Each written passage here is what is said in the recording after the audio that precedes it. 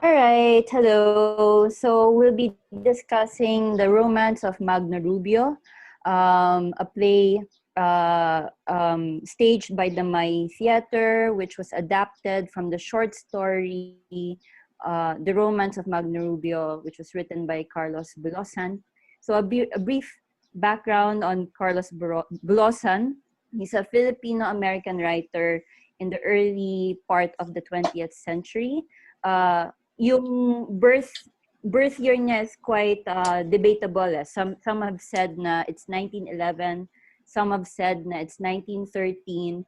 Bottom line is that may mga contradictory documents about it. But all in all, he was born from an impoverished farming family. So he was born a farmer. His family was a farmer. And then he was born he was Ilocano then. And the sad thing about Carlos Bulosan was that he escaped the Philippines to escape the poverty. So he migrated to the US, but then he also ended up as a labor worker and particularly as a farmer in the US, particularly in the Seattle and California area and the West Coast. So he was part of that huge wave of Filipino migrant workers that arrived to the U.S. to become low-wage earners. So he became a farmer. He started picking grapes and other forms of plantations across California coast. And he also worked as a dishwasher as well. So yun yung the sad part about Carlos Bulosan.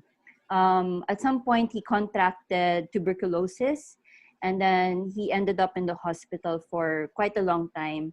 And that's when he took advantage of that time to read and write his short stories and novels. One of his most famous writing piece is America is in the Heart, which is a semi-autobiography of his life.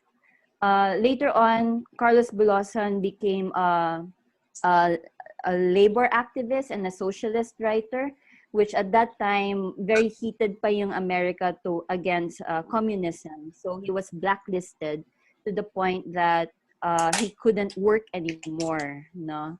And because he couldn't work anymore, he turned into alcoholism. Yeah. And then he suffered from malnutrition. And then he died very early. So he passed away at 30 years old due to malnutrition. Yung mga writings niya were not discovered until 2 decades later by a group of young Asian American students, no. So that's when nung I guess na-excavate na yung writings niya 2 decades later, and then nag-establish na yung name niya as one of the most important Asian American writers in the US, no, particularly Filipino American writers as well. So that's the brief backstory on Carlos Bulosan, and as you could tell, a lot of his life experiences spilled over in his writing. Thank you, Jenny, for that very brief. And she knows a lot, no? Kasi this is kasi to eh. Yeah, she knows a lot about the author because just for you to know, it's much of his thesis ni Jenny itong Magno Rubio itself or just Carlos Bulosan, Jenny. Naging undergrad thesis ko yung The Romance of Magno Rubio. So I had to study Carlos Bulosan and everything that came with Romance of Magno Rubio. Okay. Kaya brief yun. Kaya brief yun eh. Yeah, that's really brief. Kasi kung hindi yung brief, baka marami pa siyang masabi about Magno Rubio. No? So let's move on now to Donsky to tell us a brief background about the producers or the production company of The Romance of Magno Rubio, May's Theater Company.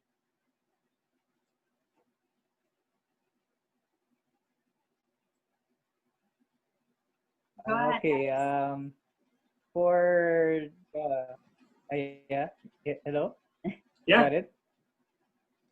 Okay, yeah. All right. So, brief lang talaga sa akin. So, yeah.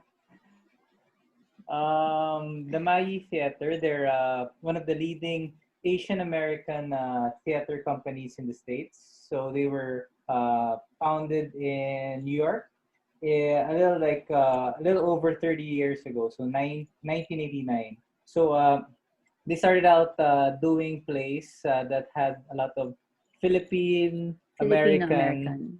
Filipino American experiences, and then later on, as they they got more recognized, they moved into more Asian American content. So yun, brief talaga. Okay.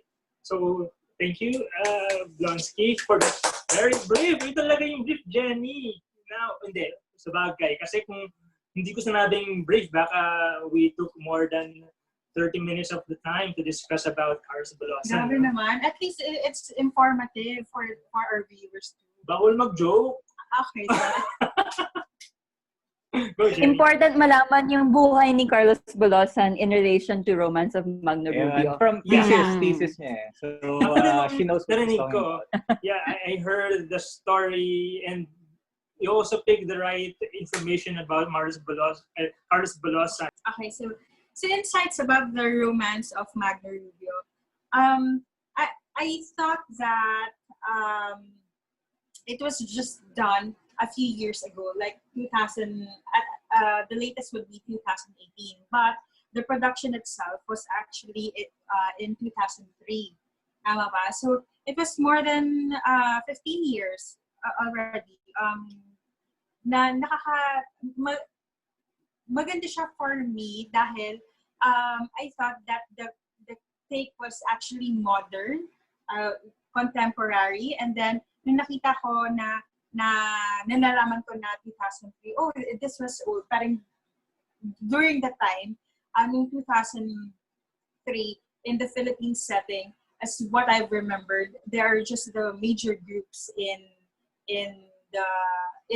basically in the Philippine theater now. We have the CCP Gandenghala and Tenghalang Pilipino. So konti pa lang. So I thought that Mayi Theater was actually an independent theater company here in the Philippines. So so kapag nagbibigay sa amin ng assignments to read those, parang I don't, hindi ko muna sila nire-research kagad. I try to watch it first before I dig into my research kung sino ba si Carlos Balosan, who was the Mayi Theater and all that. So that was my thing.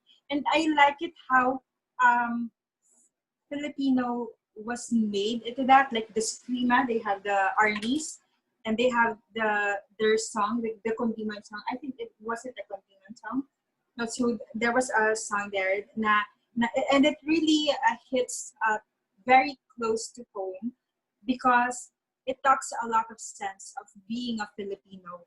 And there's a negative and positive side of it, especially that when you talk about their situation, that you're, first of all, that you're in love with someone or something that you haven't even seen yet. Parang how can a letter move you? And then that letter actually motivates you to do your hard work. So parang, para sa akin, that is one of the Filipino trait of being hardworking. And sometimes being foolish and stupid enough to be hardworking for something that you haven't seen yet. So yun yung take sa akin. And there's also the Filipino crowd mentality, if I may say. Yung parang just because he was in love, Magno Rubio is in love, and then you're gonna snatch it away from him. And then kapag nakuha mo na kung ano yung gusto niya, and then you would feel that it was not really for you. Because then again, in the first place, the one Magno Rubio is actually fantasizing or idolizing is non-existent. Hindi talaga siya, ano. And it also talks about education.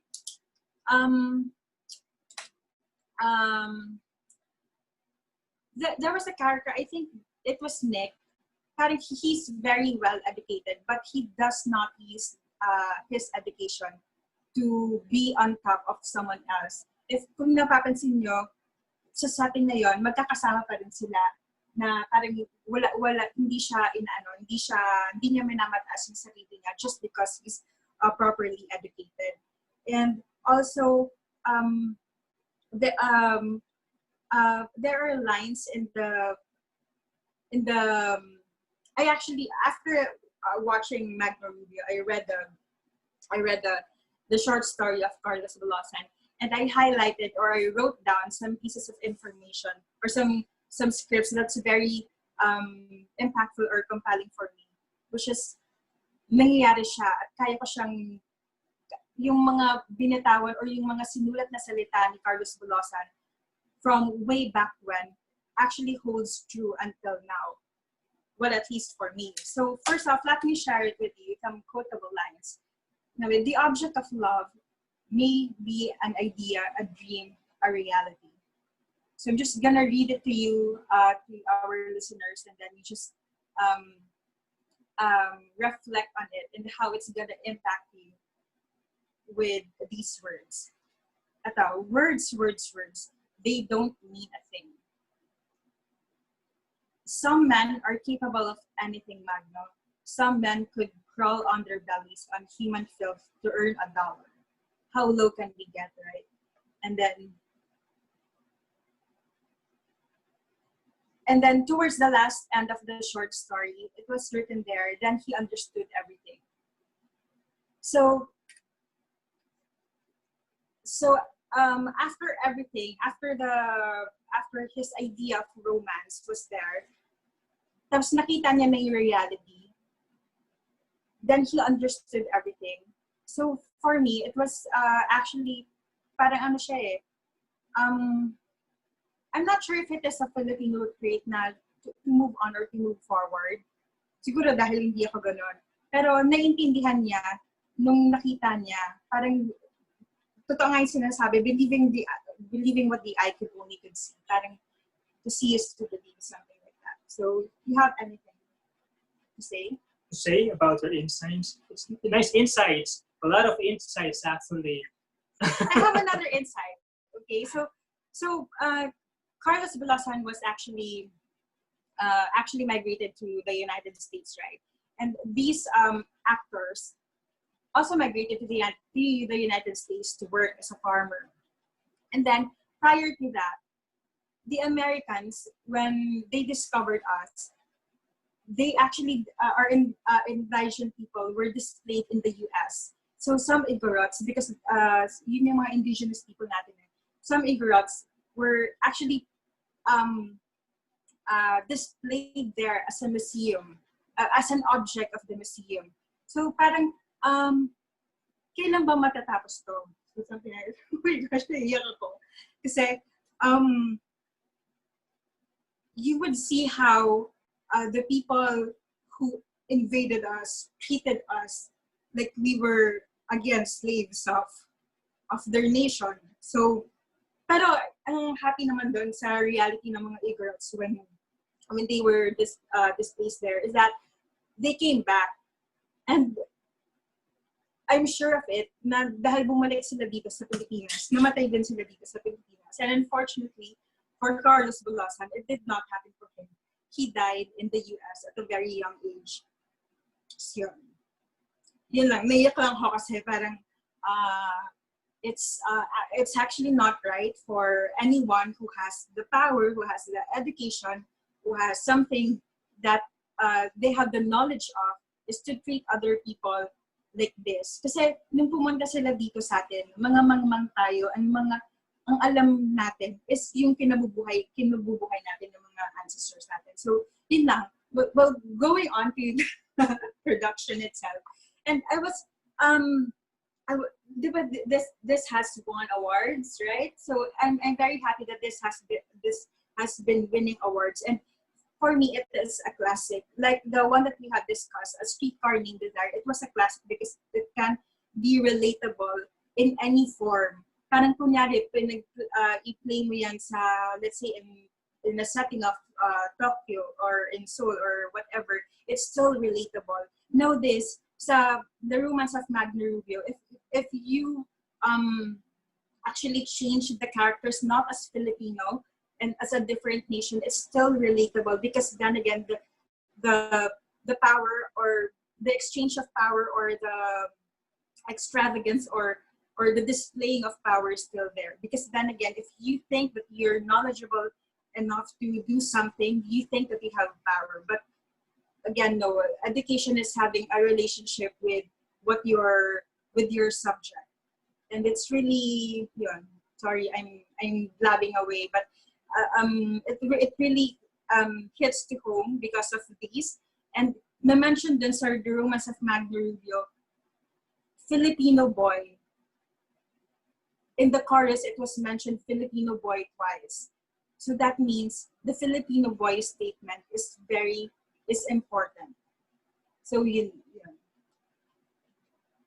Balikan ko muna yung yung gitna ng sinabi mo kasi layo na Tinanong mo ako bilang hindi ako nakasingit Gusto kong singitan kasi sinabi mo kanina pero hindi ko naisingit yung gusto kong sabihin. So ngayon, iniisip ko ngayon kung anong sabihin ko. Hindi alam ko ang sabihin ko. Ang sabihin ko actually, yung yung binanggit ni Jenny kanina, yung responsibility ng artist, ng theater, on showing what reality is. Here in Magno Rubio, as what you've mentioned, the reality was shown how Philippines are treated abroad, how yung educated, minamaliit, especially mga Americans, the peasants, the Filipinos na uneducated, taking advantage of. But since for me, this is really a good production of play, na binanggit din ni Jenny kanina, yung responsibility ng theater actors, ng artists, as theater artists, nagawa ng play na to. Because why? At the end of it all, even if Magno Rubio was humiliated, iniwan, alone, he did not, parang hindi siya despair. At the end of it, he was still happy. You don't know why, how he will move on, but you know that he will move on and he will go on to his life and possibly in the future, he will be successful. There's always hope. Yun yung sigurong binanggit ni Jenny kanina na we have responsibilities to perform. We have responsibilities to show what reality is, but we need to give hope to the people who are watching us, not just showing what reality is. Reality na nga di ba? Ba't hindi bigyan ng hope? Yeah, and that was actually Carlos Velosan mentioned, or yun yung kumbaga iniwan niya sa short story niya na then like what was written here or what I wrote here, but and then he understood everything and then he went back working. So that was for me it was actually kung papanoorin ko ulit in the middle of the scene, in the middle of the play, para kang niloloko ka na lang obvious naman na niloloko ka na lang ng babaeng doon. Tapos, pero by the end of it, I thought that I would be sad for my fellow Filipinos, but no, I was not. I was actually given hope that magtatrabaho na naman siya. Akala ko tapos ka na kanina. Meron ba palang sabihin? Marami ba? Marami ba? Gusto ko yung sabihin. Jenny, Diana. Actually, nakaka-relate ako kay Jack kasi naiyak din ako when I was watching it. Lalo na yung performance ng Magno Rubio himself and yung kanyang love sa the white woman na does she exist, does she not exist, who is she, what is she, and yung purity ni Magno Rubio in comparison to that character. Sobrang nakakaiyak kasi it's so Filipino yung personality niya, yung kanyang intelligence but at the same time uneducated, yung kanyang strength but then at the same time yung kanyang weakness, no? Which the whole play is kind of surrounding, the story is surrounding yung kanyang yung weakness ng pagka-Pilipino niya na sa atin lahat naka-hit talaga siya sa heart. You know, na how we've been, nafe-feel natin siya in our blood history, diba? Of how this person is being treated. And we can even relate kay Nick, kay Claro, the educated Filipinos, na nakikita nila.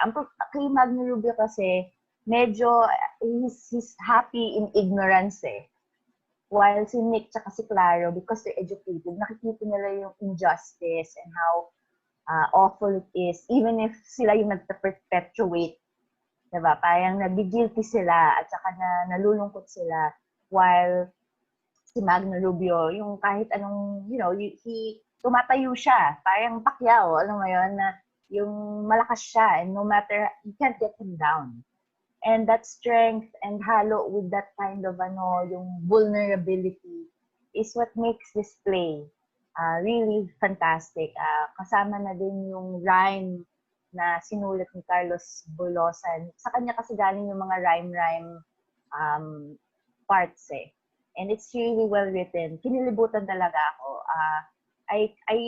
Nahirapan nga ako to compare kung ano yung mas na-enjoy ko eh. Yung Streetcar Named Desire or yung Magno Rubio. Pero, it's an unfair comparison, I suppose.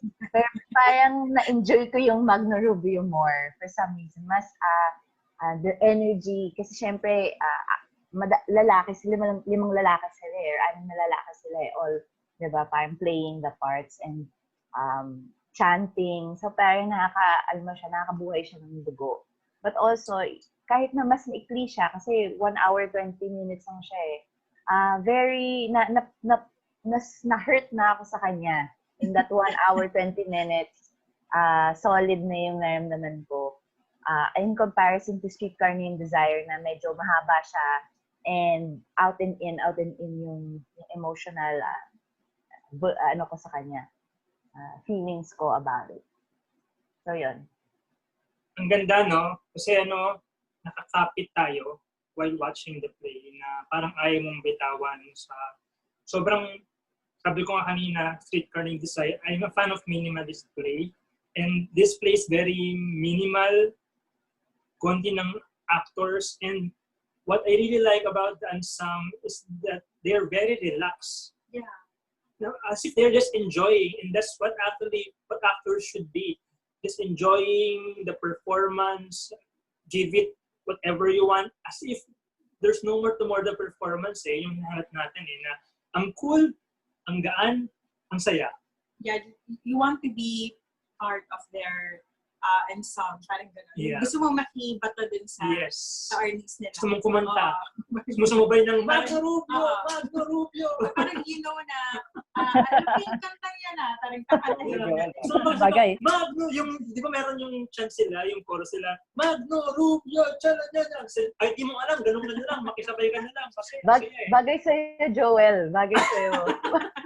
Naimanin mo naman nandun ako eh. I think Jenny and Lo would really tell more about this, especially Jenny. Go, Jenny. Yeah, siguro I'll start first because Jenny might have more things to say about the play than me. But I think like with all the reactions, it's really personal, this type of story. Na even though we're not migrants, or parang we didn't come from like a farmer parang family background, we can all relate to the events that happened, not only to the main character Magno Rubio, but also the other ensembles. And that speaks well about how number one, the short story was very personal, because usually with these types of stories you have the tendency to actually be exploitative, or parang to not really to paint like a very dramatic canvas or a picture of this type of racial abuse. But it actually was told in a very good spirit. It wasn't something that yung me against them and or poverty porn and stuff like that. It really was like a celebration of the Filipino and our uniqueness, and that's why I think even though we don't really relate in terms of personal experience with Magno Rubio, we really get him. And ayun lang, there's a lot of lines that I really enjoyed, but maybe during the flow of our conversation I'll bring them up. So see, Jenny has some things to say. Sorry for the internet. We have the 1930s PLDT connection. So Very we're Magno Rubio. frozen in Sa akin naman, actually, personal sa akin yung Romance of Magno Rubio. Not just because naging thesis subject ko siya, but because I was formerly a US immigrant. No? So, and just like Magno Rubio and the rest of the characters there, I also have a very complicated relationship with the US of A. To the point na, I guess like, it's funny kasi parang what was the story back in 1930s for Filipino migrants, it's still the same story now. Na no matter how much education or breeding that you've achieved in the Philippines, when you move to a first world country like the US, you always start from the very bottom. Yeah. Simply because you are a minority, you're not white. Yeah. And that's shown not just in Magno Rubio, but that's also shown in the characters of Nick and Claro. They've had educational attainment, but despite that, they had to start from the very bottom as farmers. Hindi na recognize yung educational attainment nila. And that is I guess that's the sad story of ako rin naiiyak na rin ako. That's the sad story of most Filipino that's most of the Filipino stories that you will encounter. Like what happened to me was that even though I finished a bachelor's degree, when I moved to the States, I was working as a waitress, as a babysitter, as someone cleaning the toilet and all sorts of stuff. But I couldn't achieve the career that I wanted from some reason or another. But mostly because I didn't have that white American privilege. No, I was still seen as a minority. Yeah, and so malaki yung many years later, Magno Rubio is still very personal for me. No? Yeah, and it's also personal for me because like Jenny, I was also immigrant in the UK, and there was a line in Magno Rubio. It wasn't in the book, but it was in the play, when Nick says, "The world is an oyster, but it's not an oyster if you're a can of sardines." Yeah, masakit yung line na yun. And that's actually kind of like summed up the whole experience of being a immigrant, or being or a minority. Minority. Usually, when we watch Hollywood films or we read stories, they always tell us that, you can achieve anything. You can actually go to another country, do your dreams. But when you get to another country, no matter how intelligent you are, no matter how hardworking you are, when you get there, you're, in the bottom of the food chain. You're like a can of sardines. And I'm not, criticizing the first world or sorry, these countries. It's just, that's how the world works. They're trying to protect themselves. They're trying to protect, their fellow countrymen. And, it's just the reality that we live in. Yeah. And yeah, that's it lang. I mean, we can talk about the aspects of the production a little more, but in terms of the writing as well as the short story, that's kind of like what hit us. Mm-mm. Ako, I like the design. Minimalist, and kahit minimal siya, everything was used properly. Even the flow of tao, how it was used, it's small, which is very particular din sa play, that it needs to really be small, but they're not crowded when they're performing. They have those spaces na they need for themselves to perform freely for the actors. That's what I really like about the production design. Kayo? Was there a fence in front? Yeah, meron lang. I think it's a string. May parang string lang to show parang a fence. Mm-hmm. Yeah. Diba? I thought that was very, very interesting. In a very simple way, diba, nandun na lahat, underlining that painfulness Diba? Yeah, and The whole they're playing parang thing is, constrained, no? Parang yeah, they are in this parang, cage, parang ganun yung oo, feeling. parang nakaka-cage. And then, there's, what are the scenes? They're all, you kind of have to guess and fill up. There's not much on set eh. They're not really showing us exactly, hindi katulad ng Streetcar Named Desire where it's very, parang, the details, no, are very defined. While itong sa Magno Rubio, you kind of have to fill it in with your imagination, no, what's going on. And then again, the use of the shadow and light and shadow, which of course sa theater, that's what you have to use to, the elements, the tools na. So, put some drama. I mean, alam mo yun, they did it very well. The shadow is done very well. That's all I want to say. Yeah, Jenny? And can I add dun sa, can I add dun sa, yeah, I really agree with the whole scenography of it, no? But also like the dramaturgy of that scenography. Kasi if we research back in 1930s, yung mga Filipino migrant workers, especially those who were working in the farm, they were, yung residents nila were mga bunk houses that looked like chicken coops. And so that's why ganun yung design ng fence. It resembled yung chicken coop conditions ng mga living conditions ng mga Filipino migrant workers. Yeah. And what's sa akin yung favorite ko yung the use of the Arnie sticks. Kasi like for instance yung Arnie sticks, that's representative of the Filipino martial arts na arnis, no? Very powerful. It's a fighting weapon. Pero in this play, it wasn't used as a weapon. It was used as a tool of manual labor, particularly in farming. So parang yung the signification and the meaning of that arnis stick na very prestigious, very royal, very warrior-like, nag-degrade siya into a mere labor tool. Yeah. And parang ganun nangyari yung identity of the Filipino, nag-degrade siya further and further. No? So yun yung na-appreciate ko dun sa dramaturgy of that the whole production design of it, na it didn't have to reveal a farm, it didn't have to like paint all these pictures, but it just played around with the imagination of the audience. No? It just left spaces for imagination for the audience.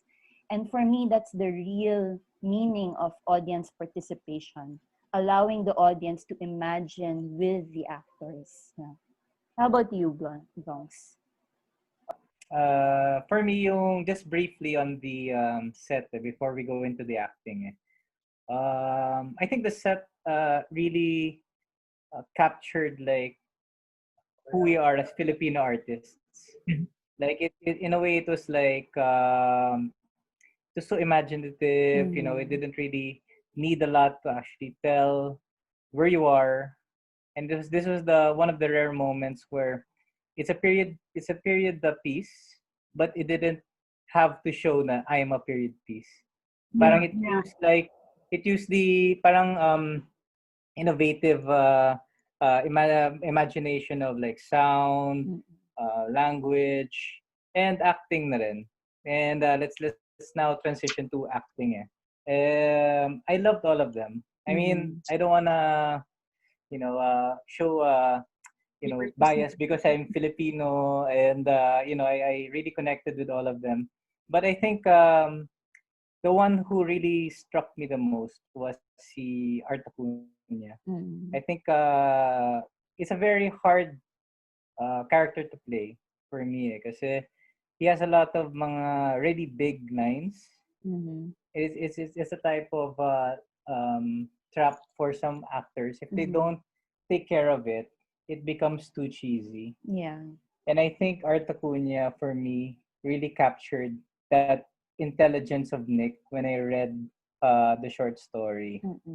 And there's so many memorable lines na parang I don't wanna like sound like a fanboy and say these lines. So I just want everybody to watch it and then You don't need to be like really like well read or well watched in theater to appreciate the lines and the actings of these ensembles. So si Jen naman, do you have any comments on the acting? Of course, like the ensemble is very, very strong. No? There was not a sore thumb out of them.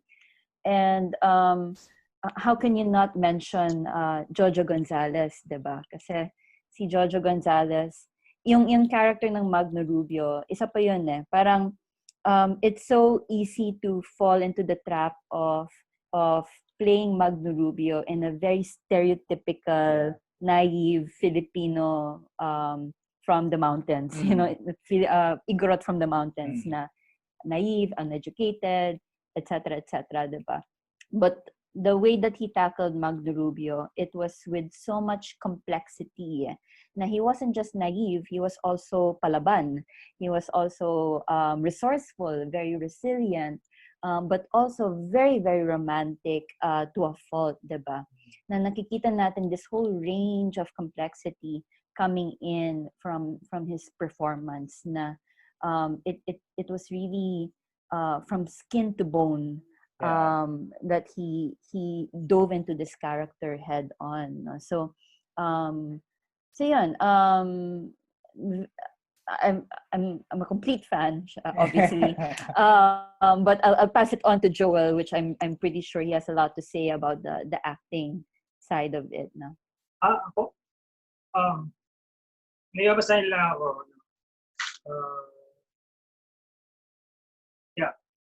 Yung pakilala ko lang yung mga barkada ko, no? Si Arthur Acuña, Jojo Gonzalez, Antonio del Rosario, Ron Domingo, Ramon de Ocampo. Ito yung bagong groupmates ko sa acting, guys. Hindi kasama si Dan. Akala ko kumpare mo. Kumpare ko yun, barkada to. Kumpare siya, yung pambarkada. Labo naman ni Jackie. I really wanna Lolo Marlon. And clap. Kasi wala, ito yung sabi ko na kanina to yung while I'm watching, nakangiti ako all throughout the play. Parang ang saya-saya na nakangiti ka, na napaiyak ka, tapos dinadala ka niya doon sa journey ng kwento. Where in the end, hindi ka malungkot. Kumbaga, you were driven na ang ganda. Gusto kong gumawa nun, gusto kong mapasali sa ganun. As an artist, ganun yung naramdaman ko na ang simple na ginawa nila, pero alam mo, may pinagdaanan sila as an actor, rehearsals, and alam mo na they invested time and effort studying the script, and that evolves dun, nakita nila, representation nila, napaka-relax, parang ang husay ng bawat isa. And everything is complement. Walang kabida. Yung walang lahat ng bibigayan. Kita mo yung bigayan ng energy among each actors. Kaya ayokong i-single out anyone. Ayoko talaga. Even if I wanna say ayoko kasi I wanna treat them as equal and other. Also, for me, it was a portion in an international theater. And they're Filipinos and they're representing Filipinos. And what could have been their emotion or their feeling towards performing it in an international audience? Kasi for me, naiyak na nga kami ni Diana dito Parang what more pa kaya sila? So I really feel that they're proud in representing us, in representing the minority, and they really feel that what they did was awesome. It's super awesome, and again, bravo. Diana? I thought it was superbly acted. Wala akong ma-complain at all. And even the funny parts, even the yung dead fan kind of humor, and then the part of the white woman, mga pala pangalan niya? Anong pangalan niya? Carabel. Clarabelle. Clarabelle. Clarabelle, yeah.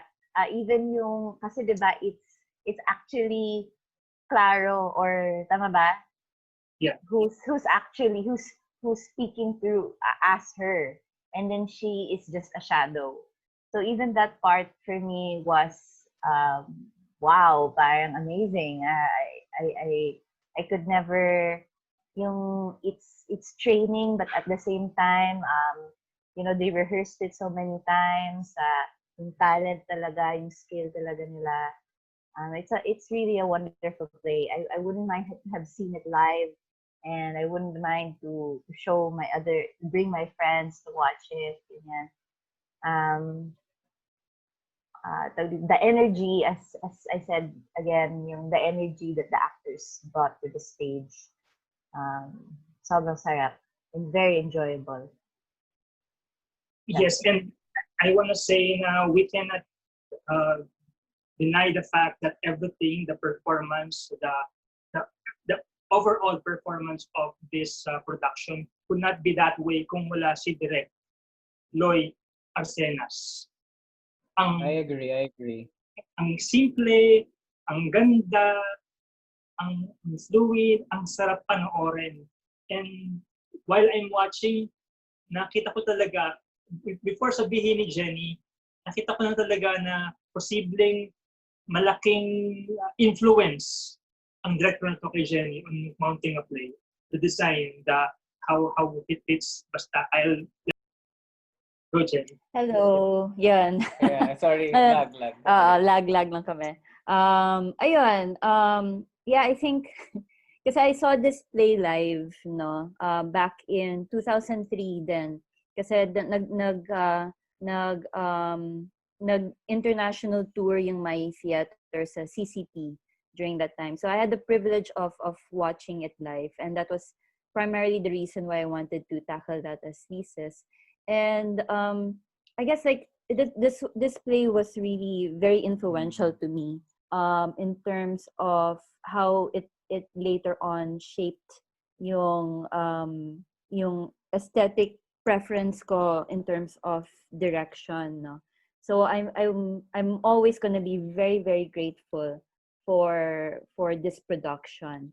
And of course, like, ang dami kasing mga directorial decisions na it's still parang ageless siya eh. Yeah. Despite na fact na 2003 siya, na hanggang ngayon parang, oh my gosh, alam mo yung may mga certain directorial choices na when you look back at it, parang, ay, tsaka. Parang, sobrang outdated. There was one.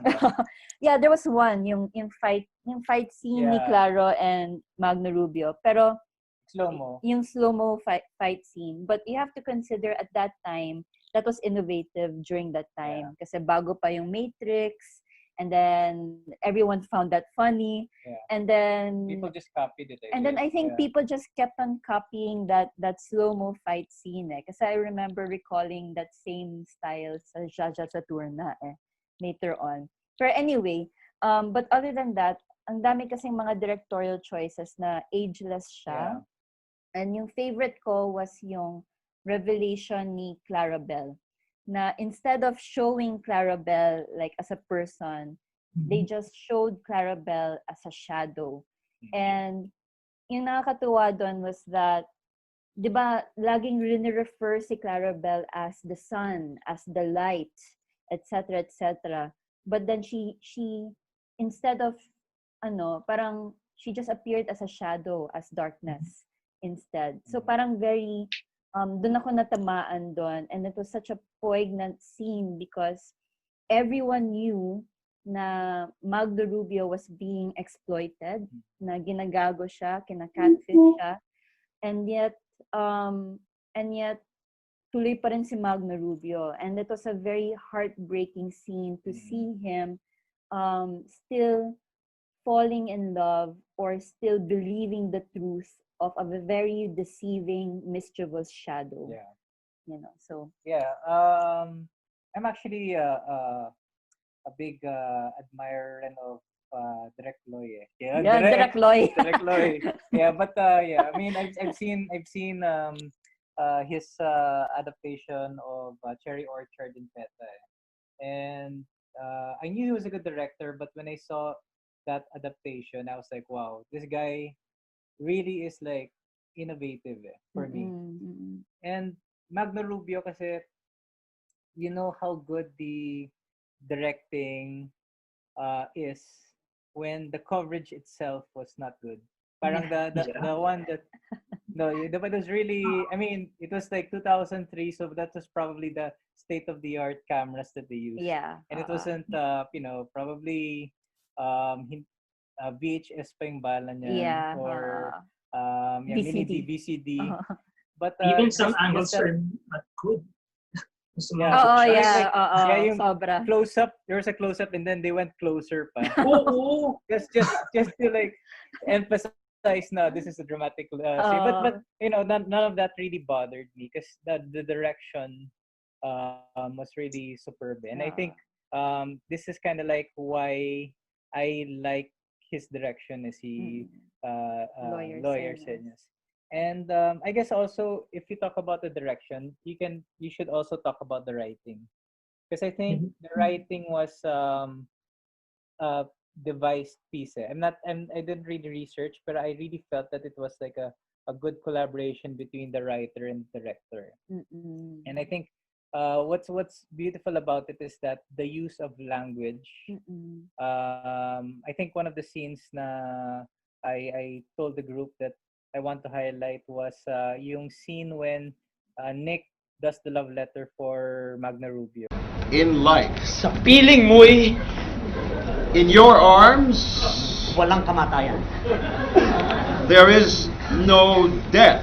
Ang puso ko'y My heart nangumpisal confesses sa birheng dalanginan to the Blessed Virgin na ang pangarap ko'y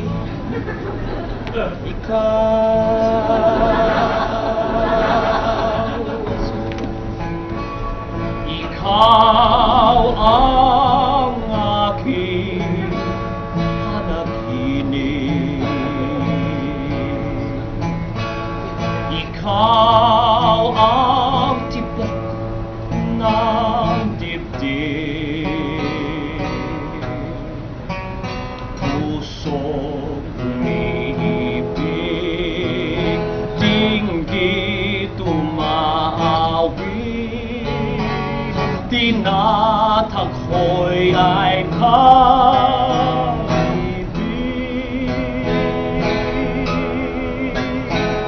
Ikaw ang ligaya sa buhay, sa piling mo'y walang kamatayan. Puso ko'y namumpisal sa birheng dalanginan na ang pangarap ko'y ikaw.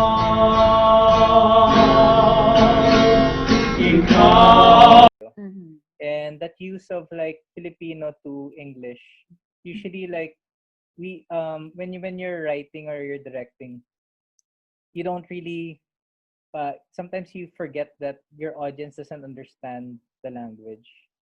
Unlike this one, you know, even though they were switching from Filipino to English, very considerate yung use of bilinguality niya na it was clear na the words that the Filipino words needed to have the English translation, because you know the language of Filipino, it's so emotive and sometimes if you don't know the translation, you lose the essence of the Filipino song or the Filipino word. It's medyo hard to explain but I really enjoyed you know that consideration and the playful use of language. So I'd like to hear the others about how they found the script and how they use the two languages. When Magno Rubio sings his song, yung kanyang harana. And then it's like Filipino, parang ganon. I don't recognize the song but it's about being a Filipino, and I found that very nakakaiyak. Tapos Tagalog siya straight. And then later on, he tries to translate it into English para maintindihan ni Clarabelle, which syempre there's loss in translation. And then it's quite funny, but it tells you a lot already about how how things get lost in translation, how it's so funny actually translate Tagalog into English, and how what a miss, diba, when you translate word per word, hindi talaga siya lalabas, diba, the same way. And in fact, it becomes quite funny. So I liked it for the irony, the poetic irony, and I liked it because it was funny. And then I found it quite yung heart-wrenching, yung kanyang song. I thought it was the best part of the play. Maybe not the most nakakaiyak, kasi may mga iba talaga nakakaiyak na moments, but it's one of the nakakaiyak moments. And then para sa akin, the most beautiful part of the whole play, where he expresses himself, his vulnerability the most with that song that he sings. Okay, thank you. Thank you, Diana. And nalala ko yung sinabi ni Gio kanina na about the documentation of this piece. Sobrang magnificent talaga yung naisip kong word. Magnificent yung play. The documentation doesn't bother you. Even if a lot of angles ang pinunan hindi maayos, and even the shots nung kapag may shadow, pangit yung angle. Especially, meron pang part doon yung importante yung nag-monologue si Claro, and then may shot dapat doon si Magno Rubio sa banda doon yung dulo part ng stage. You weren't able to capture what Magno Rubio is doing, but it's okay because you know, you can feel it even if it's just a shot of the video. Yun. Really touches the heart. I was not bothered with the documentation of what we watched. But kung isipin mo, it's kind of melodramatic that they are, that they are zoom in shots, but I was not bothered of it. Regarding the words used in Filipino and English, and also translating it to English, no, parang tama si Diana na you've missed a lot because we as Filipinos understand what it really means.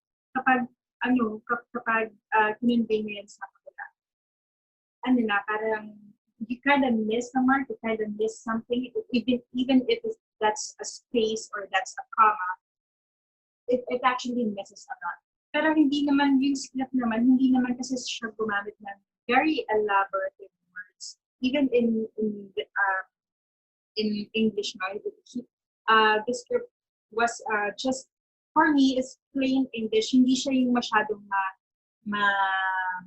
mapalabok na salita, but then again, it's very impactful. And I think a lot of the script was, or I believe so, that the script was based in the short stories because this is what I read and that's what I thought.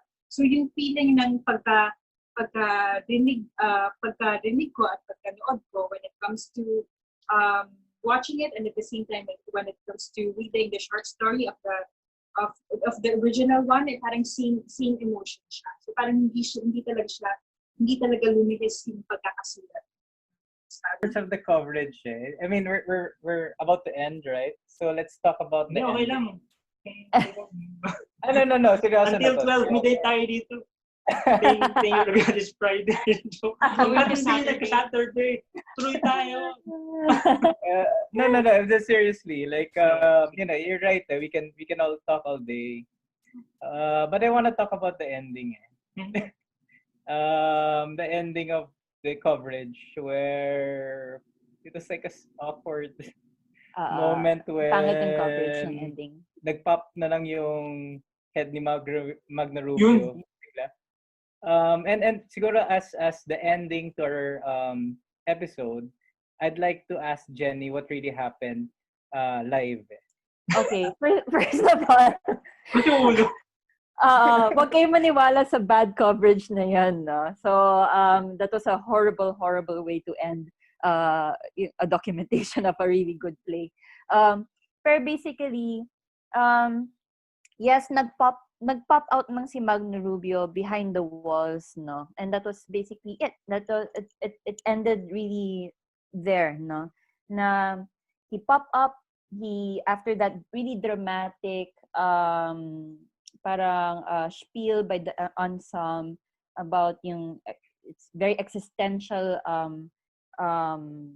yung spiel nila. Magno Rubio just popped up and he was happy. And I guess like that was just the decision na in the end Magno Rubio is happy, he is resilient, he'll survive another day, and it was just another story for the books for him na niloko siya ni Clarabelle. And I think that's also very telling of Filipinos in general, our disposition in life, na kahit na you've gone through a lot of shit in life, and you've gone through a lot of corruption from the government and your complicated relationship with your colonial masters. At the end of the day, we simply decide to be happy-go-lucky with life, no? Yeah. And ganun lang talaga yung ending niya, and then nag-blackout na siya from there. You just see the last image of Magno Rubio happy, and then blackout. So I think that was a very interesting, wise directorial decision from Loy Arcenas. He kept it abstract and open-ended.